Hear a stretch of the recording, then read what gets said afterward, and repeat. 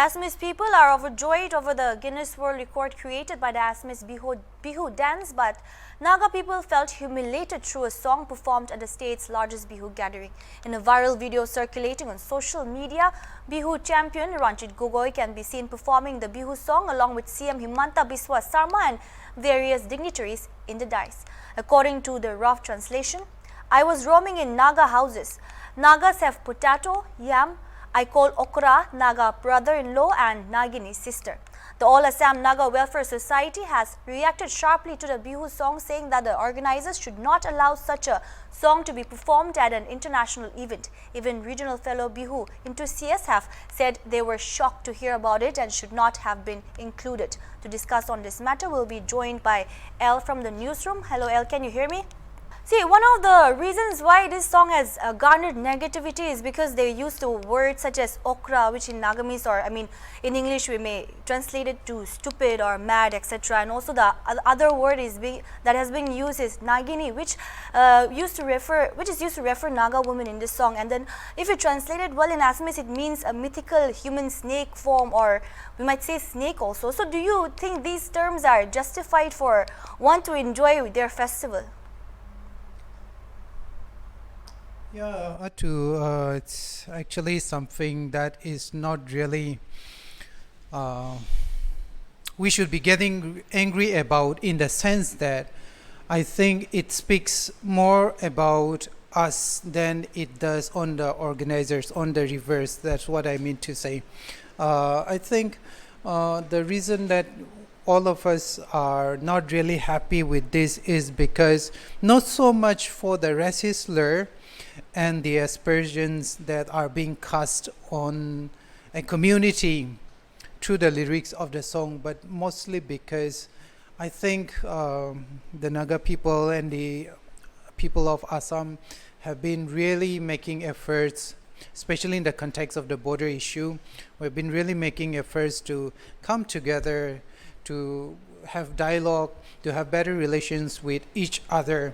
So having a song like that and naming your neighbor with some really unpleasant names doesn't seem to be something that will encourage cordial relations between Assam and Nagaland in the first place. But like I said, on our side, at least for the people of Nagaland, I think it is a time for us to not really take all this to heart, because like I said, it speaks more about them, and the way we conduct ourselves will speak more about us than the song tries to portray. So of course nobody likes to be called okra or nagini, and this is not something new for someone who has grown up near the borders. Being called okra or being called a snake from certain communities is not new for how do I put it, for our people. So this is not new, but that doesn't mean it is right, that doesn't mean it is proper, and I think this is something that should be condemned, but without having to plug in all the negative sentiments, without having to chide each other in terms of race and communities, but us neighbors, us friends who will be together for a long time together too. Right, so as we know that Northeast we have multiple cultures and a lot of festivals. So do you think this is the first time that while celebrating one's festival, one has used a particular community in a wrong reference?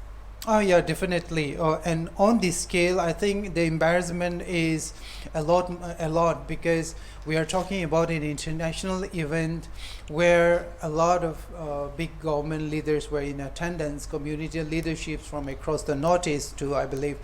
And so this is the first time that a community has been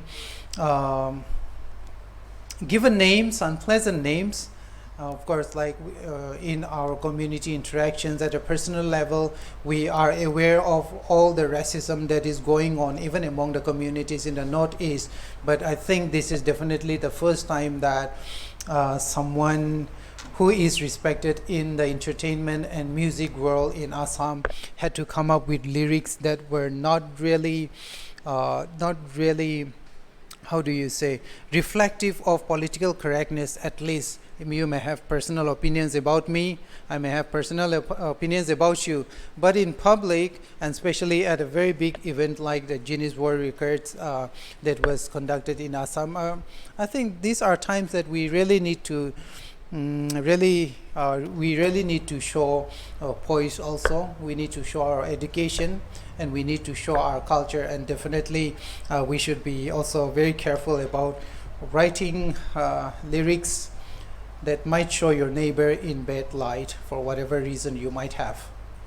And also, what is the thin line between enjoying your own festival and not also hurting other people's sentiments? So where do we draw the line there? I think it's very simple, Atu.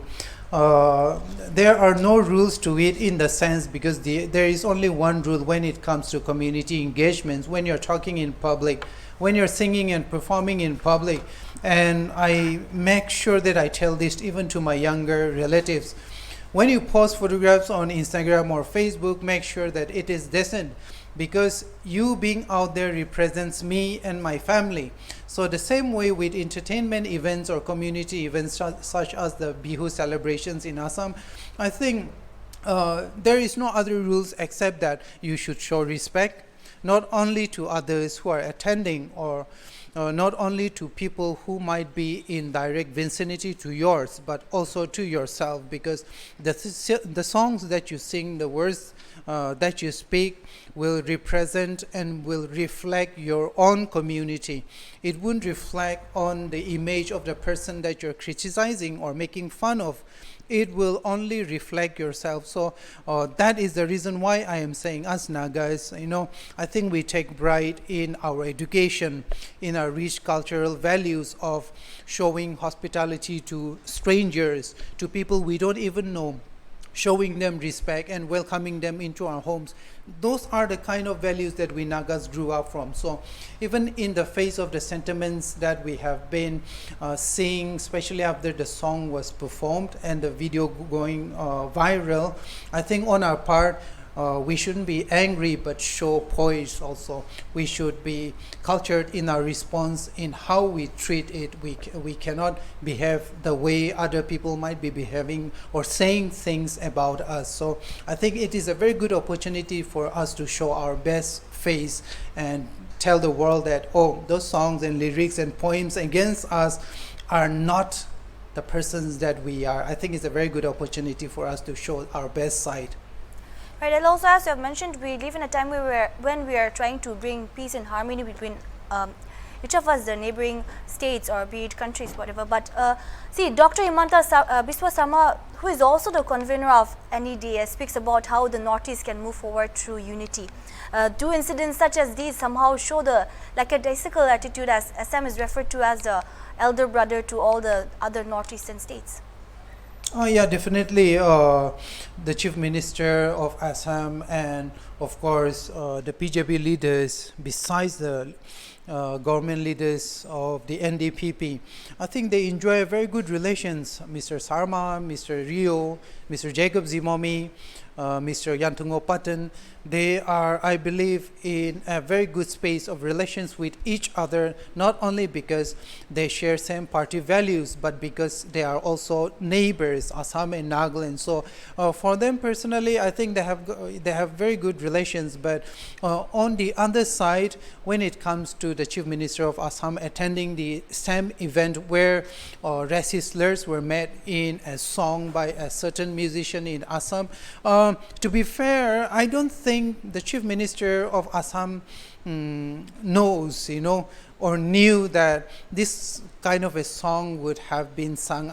To be very fair, because I do not believe that he would have taken very personal interest in the tiniest of details, such as songs. It would have been on the organizers at a ground level, the media and the publicity team, who might have just ignored this particular fact.